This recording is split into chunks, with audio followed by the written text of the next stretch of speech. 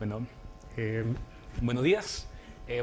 Nosotros nos presentamos, somos profesores de la Facultad de Educación, en este caso Beatriz, que es del área de la química, y en mi caso del área de la biología. Nosotros somos profesores supervisores, que dentro de la Facultad de Educación el profesor supervisor es el que guía al profesor en formación, tanto en la Facultad de Educación como en los establecimientos educacionales donde se hacen las prácticas. ¿Ya? Bueno, nuestro programa es un programa interfacultades de educación media en ciencia y matemática. Este es uno de los pocos programas que tiene la universidad que es de interfacultad. Estamos adscritos al sistema de prácticas de la Facultad de Educación. Por lo tanto, nosotros tenemos que sistematizar capacidades fundamentales para nuestros estudiantes. Estas están escritas en una gran cantidad, pero nosotros las vamos a conocer como prácticas generativas. Esas prácticas generativas son, para nosotros, un total de 19, que las revisamos en los procesos de práctica inicial 1, inicial 2 y práctica profesional. Pero la que nos interesa revisar está asociada a la práctica inicial 2, que corresponde al séptimo semestre, y es la práctica generativa número 17, que corresponde al trabajo con padres y apoderados. Bueno, como dice Beatriz, nosotros trabajamos en esta práctica 2, el trabajo o la comunicación con padres y apoderados. ¿Qué característica tiene esta práctica generativa? Bueno, primero, que ha sido hasta el momento desatendida, pero altamente valorada, desatendida porque es muy difícil de poder implementar dentro de la formación de los estudiantes. Otra característica que tiene que esta práctica generativa se puede trabajar desde dos puntos de vista. Uno, que es la reunión con apoderado, y la otra es la entrevista personal con apoderado. Y en tercer punto, uno de los levantamientos que nosotros hacemos desde los establecimientos educacionales cuando concluyen las prácticas es que nos piden o nos solicitan desde los colegios que formemos a los estudiantes justamente en estas capacidades, en esta habilidad que tiene que tener el profesor para poder tener una comunicación efectiva con los padres de sus alumnos.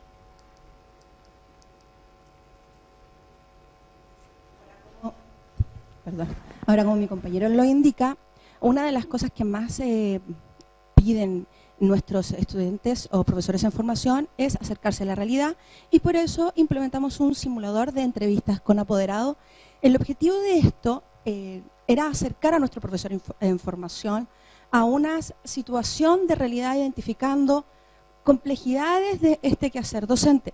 Para lograrlo nos enfocamos en 5 temáticas. La primera de ellas es considerar aspectos socioculturales y de lenguaje con el entrevistado, utilizar recursos y respuestas que faciliten conducir sin perder el foco central de la entrevista, pensado en una planificación previa, entregar estrategias de mejoras actitudinales y académicas por parte de nosotros como profesores supervisores. Además de eso, identificar aspectos a mejorar de los estudiantes basados en su evidencia concreta con el simulador, y ellos también debían preparar el espacio físico para realizar esta entrevista. Dentro de la propuesta se trabajó en un diseño con 10 profesores supervisores que en ese momento eran parte de nuestro programa. Lo primero que se realizaron fueron 5 estudios de caso que estaban basados en aislamiento, llegar tarde a clases, falta de motivación, trastornos alimenticios y discriminación a inmigrantes. Luego de eso se seleccionaron actores. Cabe destacar que los actores seleccionados son parte del programa de formación pedagógica que también imparte la Facultad de Educación.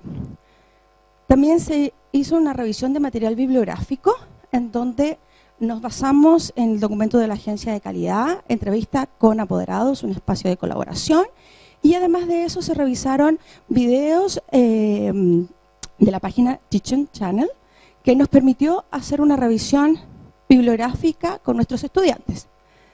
Con los profesores supervisores trabajamos el informe de reflexión, en donde propusimos un documento para que nuestros estudiantes lograran hacer una reflexión acerca de su trabajo, tanto previo como el realizado en el simulador. Se propone una pauta de evaluación que es conocida por nuestros estudiantes y se les entrega también un instructivo de afirmación en donde se le indica Por ejemplo, cuánto es el tiempo máximo de la entrevista que tiene, cómo hacerse cargo de descargar la grabación, cómo borrarla. Y si bien es cierto, esto fue importante para ellos porque tenían claridad de lo que debían realizar, más de alguno sufrió algún pequeño percance en su grabación. Y por último, debían realizar su autoevaluación basadas en una pauta también propuesta para esta PG-17.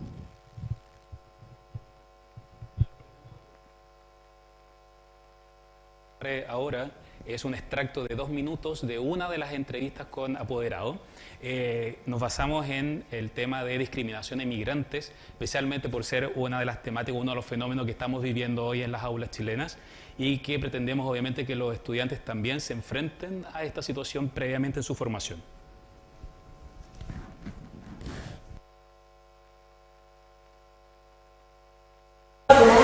Claro. Siéntese adelante, siéntese cómodo. La situación no es algo malo, pero es complicada, lo que quería comentarle. Bueno, en muchos colegios en Chile lamentablemente se da una situación de bullying. No sé si usted está asociado un poco a esa palabra, que es cuando los niños se molestan, se dicen tonteras, discriminan a alguien. Eso es más que nada por la sociedad, ¿sí? Aquí. Y en los colegios nos preocupamos mucho de que esas cosas no se den y que cuando se den, atacarlas, ¿sí? Y bueno, a Miguel lo que nos sucede con él es que tenemos el curso en general no ha sabido acogerlo. Estamos trabajando en esa situación, estamos en las clases de orientación que tienen conmigo. Yo a ellos les estoy inculcando el tema de integración. En particular hay un grupo que lo molesta mucho por el tono de piel, por cosas que ellos creen que van a atacar a él. Yo no sé si esto le ha pasado a usted en la sociedad o... No, yo he sentido también. Sí, no se preocupe, deshágase. Resulta que esto iba a pasar cuando yo no venir para acá. Porque yo sé que le sentí todo a la gente normal que hay acá. No, pero sí. Eso es porque la sociedad está conformada así, pero tenemos que avanzar. Niño bueno. No, yo he visto sus notas en el colegio anterior y él iba sumamente bien. Y ahora ha bajado las notas, yo conversé con él, pero es porque el concepto de matemática no lo entiende. En historia también, la historia de su país es muy distinta a la de nosotros. Entonces estamos apoyándolo a que suba las notas. Lo que nos interesa ahora es que la familia se haga partícipe de esta situación. Sin embargo, tampoco puedo preguntarle a Miguel directamente qué es lo que le pasa, si ha pasado a mayores, a agresiones físicas, eso yo no he notado nada, ¿sí? Porque según la ley chilena de penal juvenil, si pasan agresiones, usted como apoderado inmediatamente tiene que ir a hacer una denuncia a Carabineros para nosotros poder actuar. Obviamente esta no es la situación, pero si llegase a mayores, ese es su derecho.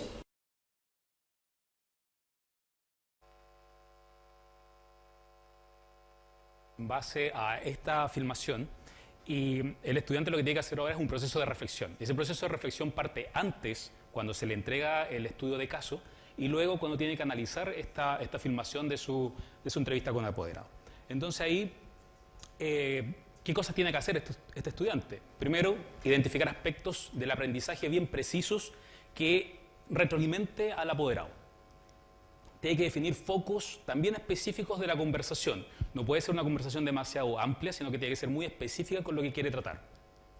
Considerar el contexto sociocultural y familiar del entrevistado, que sea un lenguaje adecuado, como por ejemplo ustedes ven ahí y le pregunta, ¿usted entiende cuál es el término de bullying? Identificar un espacio y condiciones adecuadas del mobiliario, cómo sentarse frente a frente, no colocar instrumentos que bloqueen la visión entre el entrevistado y el entrevistador, ese tipo de situaciones. Bueno, también utilizar recursos y respuestas facilitadoras para esa comunicación con el entrevistado, tener una escucha activa, y permitirse no perder el foco. Es muy difícil para profesores de formación no perder el foco del trabajo y por eso se realizó una planificación previa. Además de eso, lograr cerrar la interacción y con ese cierre de interacción lograr generar canales de comunicación para continuar conversando con el apoderado y logrando soluciones a largo plazo. Les vamos a presentar, parece que conocemos a la profesora, está haciendo la reglamentación. Este es el proceso posterior. Cada uno de los profesores supervisores tenía que ahora, junto con su estudiante, hacer una retroalimentación. Nosotros lo que le vamos a presentar acá es un extracto de 1 minuto de la evaluación que está haciendo la profesora. La idea hoy día es que podamos hacer la retroalimentación de tu entrevista con apoderado. La retroalimentación es importante para que te sirva también a futuro y que cuando ya estés inserto en el ámbito laboral y como profesora o como profesora jefe, es algo que va a ocurrir muy continuamente en el quehacer académico. Nosotros tenemos que trabajar con apoderados, tenemos que trabajar en las reuniones de apoderados y muchas veces tenemos casos específicos que requieren más tiempo e inicias diciendo lo bueno de Ana, lo bueno que ella tiene. En el primer minuto ya tú al apoderado le habías dicho que ella es una muy buena chica, que ella es una muy buena alumna en general, pero no tocando el concepto de notas que después aparece también. Ahora, dentro de las cosas negativas que nosotros tenemos que también mirar, está asociada a el gran pero que dijiste en el minuto 12. El lenguaje utilizado fue una de las debilidades. Inmediatamente hace que el apoderado se preocupe. Un cambio en la actitud del apoderado y eso lo condiciona a no cambiar su actitud frente a mí. Y a no querer escuchar tal vez ese gran pero.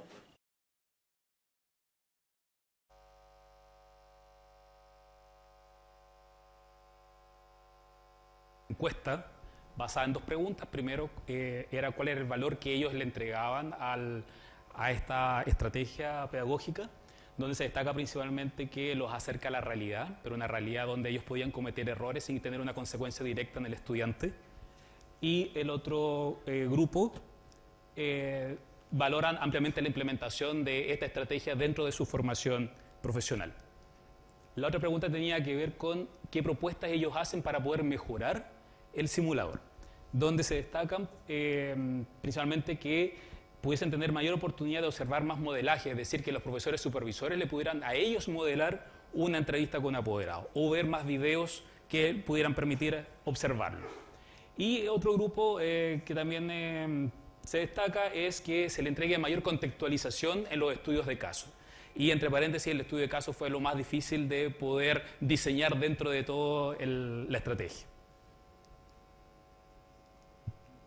Bueno, como conclusiones, las cosas que nosotros podemos rescatar de nuestro simulador fueron que logró acercar a nuestros profesores de formación a una realidad con variables controladas, les permitió también reflexionar acerca de su propio quehacer docente, revisando su video, realizando la planificación y luego de eso teniendo la retroalimentación con los profesores.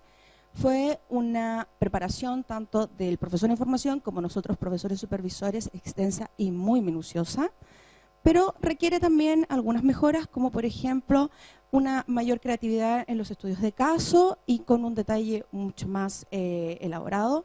Cabe destacar acá que los actores también tenían los estudios de caso y a ellos se les entregaba un diálogo un poco más elaborado que el que se le entregó a nuestros profesores en formación. Y por último, recoger lo que ellos nos dicen que tiene relación con la realización de los ensayos para que puedan presentarse mejor en esa simulación. Solo para cerrar, bueno, contarles primero que la idea del simulador nace justamente en uno de los talleres del CEDEDOC, ¿ya? Donde se presentó, fue un taller de simuladores, donde apareció la idea, la tomé y dije, bueno, esto tal vez lo podemos implementar dentro de la formación de los estudiantes. Así que desde ese punto de vista fue una muy buena oportunidad. Lo otro que el trabajo realmente demanda mucho tiempo, también tiene un costo económico, en este caso había que pagar a los actores, por cada una de las filmaciones fallidas que ocurrieron se le tuvo que pagar nuevamente. pero fue sumamente gratificante la evaluación final que hicieron los estudiantes como una estrategia realmente que valoraron dentro de esta práctica 2. Así que muchas gracias.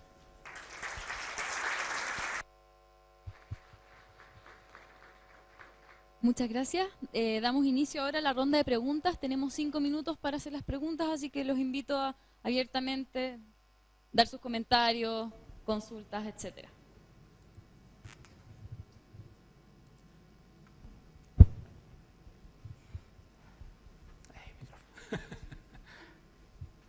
Víctor.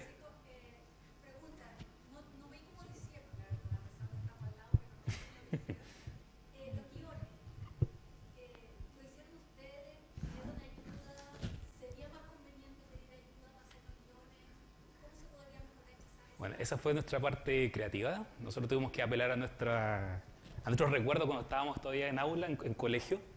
Entonces, entre los 10 profesores propusimos algunos temas que podían ser interesantes.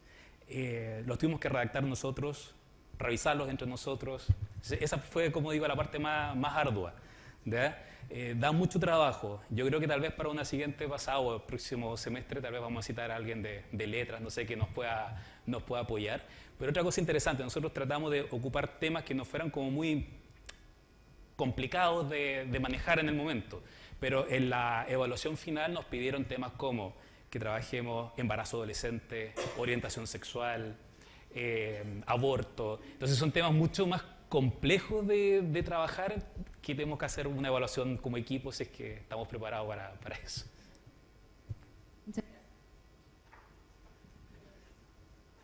Ahí sí. Les voy a pedir que por favor, cuando hagan sus preguntas, digan su nombre, se presenten y lo hagan con micrófono, porque estamos transmitiendo estas ponencias por streaming, para que las personas que estén online nos puedan escuchar. Hola, buenos días. Mi nombre es Yasna Moreno, soy de odontología. Y primero felicitarlos porque de verdad encuentro que es un trabajo arduo preparar todo este material, pero efectivamente creo que para nuestros alumnos es un beneficio enorme. La pregunta tiene que ver con justamente el tema más bien de financiamiento de este tipo de actividades dentro de su unidad académica. ¿Cómo lo manejan? ¿O cuál sería la proyección que ustedes harían de esto para poder tener más documentos de este tipo? Bueno, somos un poco afortunados desde ese punto de vista. Nosotros somos un programa interfacultades que fue bastante más fácil poder gestionar el tema financiero. Tampoco estamos hablando de grandes montos, pero fue bastante rápido en el sentido de que fue una idea que nació muy rápido y lo comenzamos a implementar y la directora nos aprobó el financiamiento. Así que desde ese punto de vista no era problema.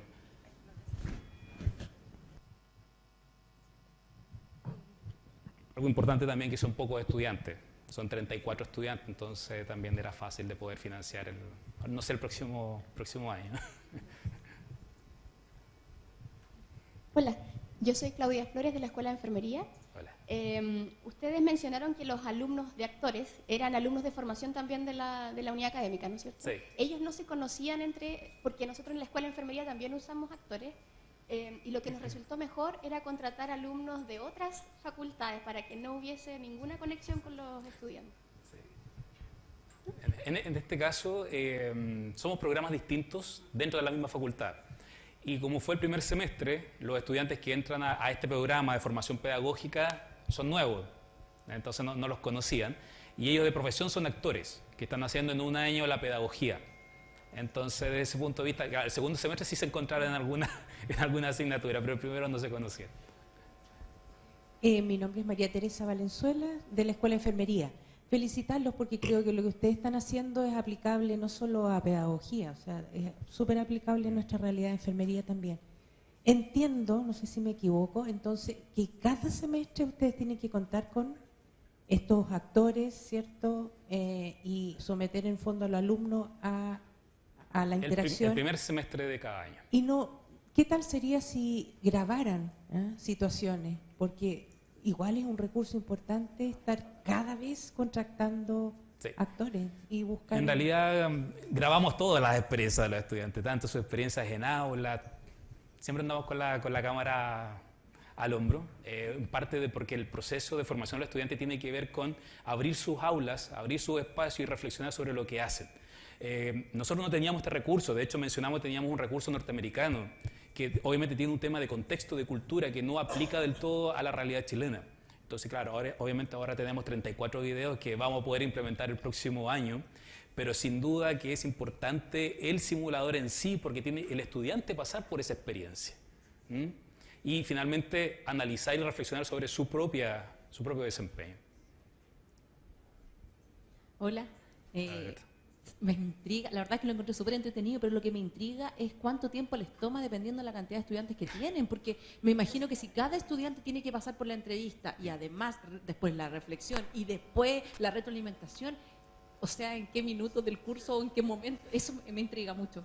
Sí, bueno, nosotros desde ese punto de vista tenemos características muy particulares. Es un equipo de 10 profesores, cada profesor no tiene más allá de 5 alumnos. ¿Ya? En este caso, cuando se aplica el simulador a las filmaciones, en este caso, el trabajo como lo llevé yo, que 2 semanas estar entre 5 y 7 de la tarde con los estudiantes, ayudándolo, colocando en cada una de las salas los trípodes con las filmadoras, ¿ya? Y ayudándolos después a editar, a sacar video, porque los chicos realmente no tienen muchas habilidades en esa parte. Claro. Y eran en paralelo todas las filmaciones también, eso también ayudaba. Estamos en el tiempo. Brevemente, la última pregunta. Y cortito entonces. Bueno, me llamo Daniela, también soy de la Escuela de Enfermería y bueno, me sumo a las felicitaciones que le han hecho los demás colegas.